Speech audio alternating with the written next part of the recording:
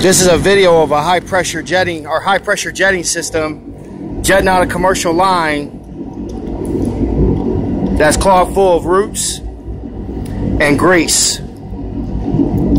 This particular company has us do a maintenance program on this job about once a year, which takes care of their tenants from any potential backup.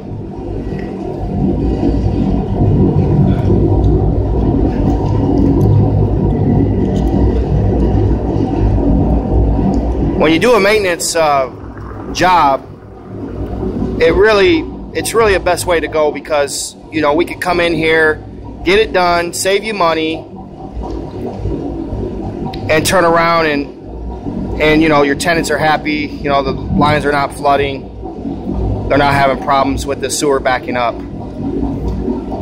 So as you can hear our jet system coming through there. And this is an 8-inch pipe. The head we have in there is designed to clean out a 12-inch pipe, which it's a rotating, spinning nozzle. It's called a warthog nozzle. Super spin.